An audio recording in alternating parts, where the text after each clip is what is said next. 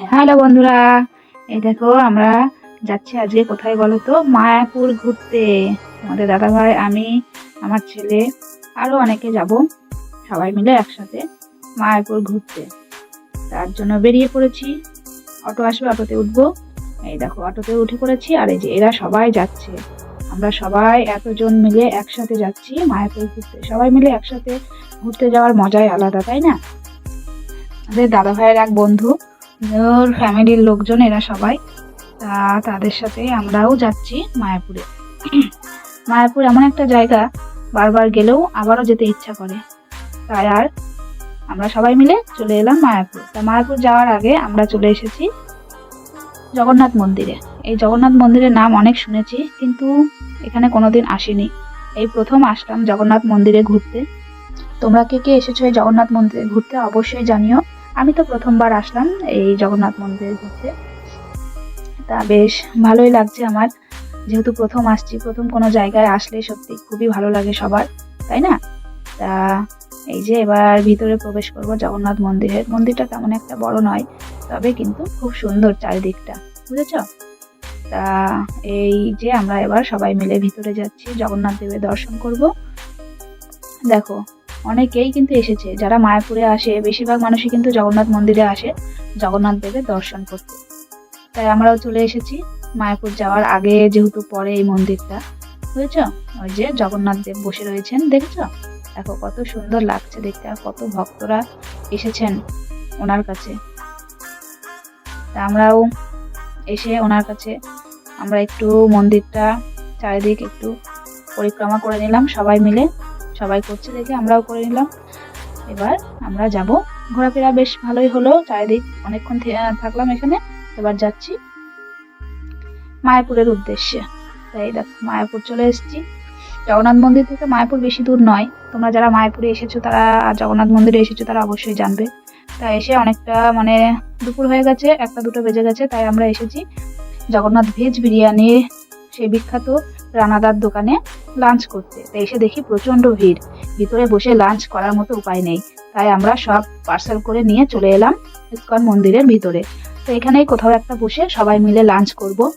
খুব ইচ্ছা ছিল রানাদার আর ওখানে বসে লাঞ্চ করার, কিন্তু দুর্ভাগ্যবশত করতে পারলাম না, যেহেতু খুব ভিড় ছিল। তাই আমরা পার্সেল করে নিয়ে এখানে চলে এলাম। এবার একটা ফাঁকা ভালো জায়গা খুঁজছি, যেখানে বসে আমরা লাঞ্চ করতে পারবো সবাই মিলে, বুঝেছ? তা এই যে একটা ভালো জায়গা দেখে বসে পড়েছি সবাই মিলে। এই দেখো সবাই গোল হয়ে বসে পড়েছি।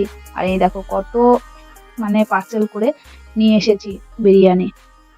কে কে মায়াপুর মন্দিরে এসে জগন্নাথ ভেজ বিরিয়ানির দোকানে এই বিরিয়ানি খেয়েছো বলো?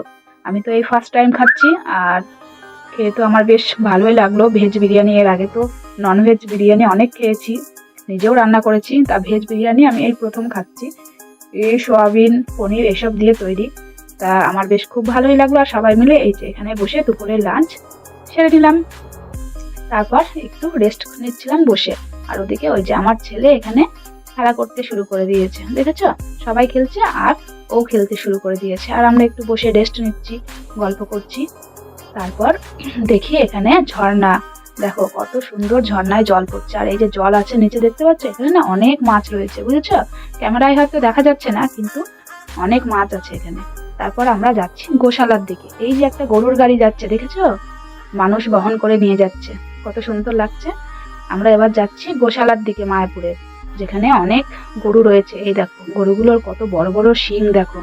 আমি তো এই প্রথম আসলাম গোশালায়। অনেকবার মায়াপুরে এসেছি, কিন্তু গোশালায় কোনোদিন আসিনি, এই প্রথম আসলাম। তা আমার খুব ভালো লাগলো, পুরো গোশালাটা ঘুরে দেখলাম। অনেক গরু রয়েছে আর গরুর বড় বড় শিং, সে দেখে তো ভয় লাগছে। তা যাই হোক, দেখা হয়ে গেল গোশালাটা পুরো ঘুরে। এবার যাচ্ছি ইস্কন মন্দিরের দিকে, কেননা সন্ধে হয়ে আসছে। তোমরা দেখতেই পাচ্ছ সূর্য ডুবে গেছে, সন্ধে হয়ে আসছে। আমরা এবার যাব ইস্কন মন্দিরের ভিতরে সন্ধে আরতি দেখতে। তাই সবাই তাড়াতাড়ি ইস্কন মন্দিরের দিকে রওনা দিচ্ছি। দেখো সবাই কিন্তু গোশালায়, কেউ যাচ্ছে কেউ ফিরছে, তাই না? জায়গাটা কিন্তু খুবই সুন্দর। তা আমরা এসে লাইন দিয়ে দাঁড়িয়ে পড়েছি, মন্দিরের ভিতরে প্রবেশ করব, বুঝেছ?